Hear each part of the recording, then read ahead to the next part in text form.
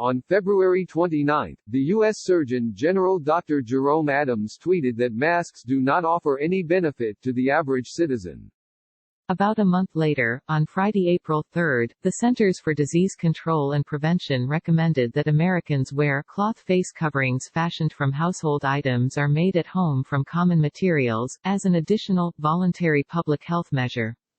This isn't the only example of a change or updating of mask-wearing policies during the coronavirus crisis. It's happened in countries around the world, from Singapore to Austria to Kenya, which just announced one of the world's strictest policies. Police are arresting anyone caught without a mask in their vehicle, on a bus or in a public place. Meanwhile, some health agencies have taken a stand that calls for mask wearing in public from the early stages of the outbreak. Hong Kong on January 24, mainland China on January 31. To understand why mask guidelines have been so varied, NPR reached out to specialists in academia and in government. What we learned is that face mask guidelines are about science, but go beyond. The reasons for a policy may have to do with practical considerations like the national supply of masks, but may also reflect cultural values and history. Shifting guidelines. In order to understand the range of guidelines, the first issue to consider is the data on the potential benefits of masks. As with so many points surrounding the novel coronavirus, there's not a clear-cut finding. But there is emerging research and data that suggests transmission of COVID-19 by asymptomatic and pre-symptomatic individuals. Such research has been coming out at least since February. The latest report is from Singapore on April 1. These studies emphasize that people can spread the virus before realizing that they are sick, and that wearing a mask in public could help keep the infected person from spreading infectious droplets. Among the reasons for reluctance on the part of some health agencies and places to urge mask wearing is the concern about the shortage of masks for medical workers.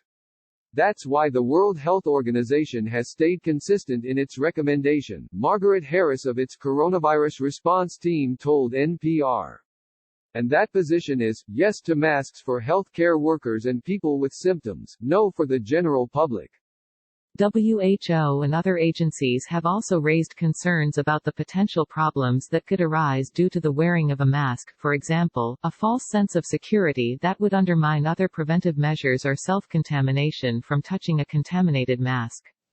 Epidemiologist Sergio Brusson, who works on the European Centre for Disease Control's coronavirus response, offered NPR a similar rationale in an interview. However, ECDC only mentioned that face masks aren't effective in protecting the wearer on its public-facing website. A number of other health agencies, like WHO and the CDC, offered little explanation on their website. The result of these sometimes incomplete messages, I think that if you talk to even the highly informed members of the general public and ask them a week, or 2 or 3 weeks ago, if the face masks work, they would say no, because they would have read CDC guidance, WHO guidance, says Lawrence Gustine, professor of global health law at Georgetown University and director of the World Health Organization Center on National and Global Health Law. But that wouldn't have been correct. Based upon the science about potential benefits of masks for the public, we knew at the time. Governments should not have downplayed the importance of face masks as a protective measure for the public, says Lei Shi, who researches comparative health systems and health policy at Johns Hopkins University, because it will make them seem very foolish when they change their stance. Again and again, she says. In response to NPR's inquiry about its April 3 guideline change, the CDC said its change was driven by increasing and widespread transmission of the new coronavirus across the country, citing studies published in February and March showing pre-symptomatic and asymptomatic spread. A CDC spokesperson also noted reports from Asian countries showing that a cloth face covering can reduce the chance of spreading respiratory droplets when people need to be in places with others.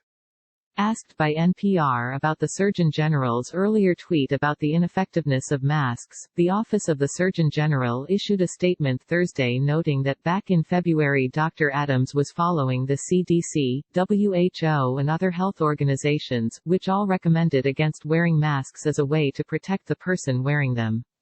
The statement said that the understanding on spread from infected individuals who have not shown symptoms has since changed. The impact of SARS on mask guidance. For Jeremy Lim, Adjunct Associate Professor of Public Health from the National University of Singapore School of Public Health, East Asia's threshold for taking action on face masks and more potentially preventive measures was sparked by SARS, or severe acute respiratory syndrome, another coronavirus that swept through the region in 2003. Policymakers will always have to live with uncertainty and incomplete information, Lim says. For East Asian countries, the attitude was better to be safe than to be sorry. Quote. Asked about the new CDC position in the U.S., public health academics like Gustine and Shi believe the guideline changes in the U.S. could have come sooner, given the emerging evidence of potential benefits. But it's not that simple just to issue guidelines based on science, noted many of the experts interviewed by NPR. Before issuing guidelines, governments also weigh how likely the public would be to follow them, they said. The existing culture of mask wearing helped Asian societies in this regard, and is partly a legacy of SARS. After surviving the outbreak 17 years ago, many people in this part of the world began wearing masks even if they just had a cold, to protect others but also for a sense of being protected from others, even if there isn't scientific data to back that up. The mask is almost like a talisman, says Harris of the WHO's coronavirus response team. People feel more secure and protected. The culture is different in Europe and the US, where people are less familiar with the idea of wearing a mask to protect others. People may think the face mask wearers they see want to be protected from them, Harris says. To change the culture regarding masks or any other public health intervention, the U.S. needs to issue consistent messages from many different levels of government, says Ross Brownson, professor of public health at Washington University in St. Louis. He researched how research is translated into evidence-based policies. This is because some listen to the scientists or the Dr. Fauci's, the director of the National Institute of Allergy and Infectious Diseases, of the world. There's another group that will listen to their local mayor. There's another group who might resonate with the governor. There's another group that might listen to President Trump. Brownson says. Brownson, Shi and Gustine all say that the heads of government should lead by example, practicing what they preach. It would be a complete shock to the American public to see widespread face mask use, says Gustine. And I would like to see our leadership doing it to model that good behavior.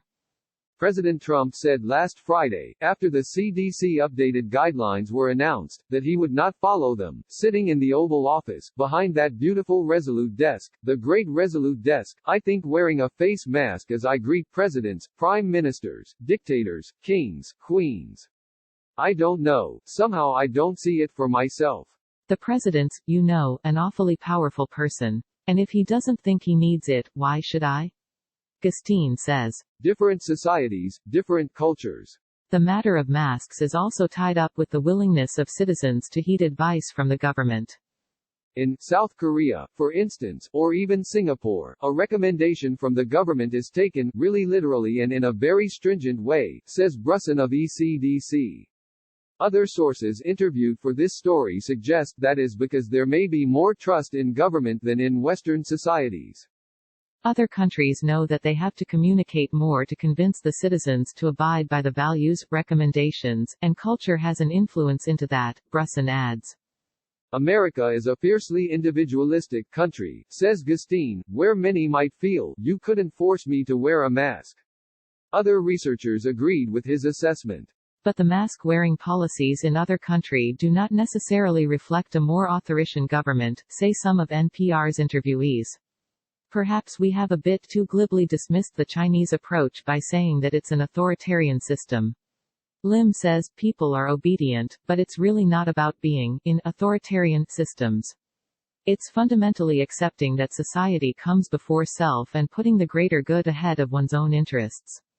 And even while discussion of public mask wearing continues, the academics interviewed for this article agree that social distancing is the most important measure the public can take to fight the virus. Se-Un Gong contributed reporting from Seoul. Silvia Pagioli contributed reporting from Rome. Ider Peralta contributed reporting from Nairobi.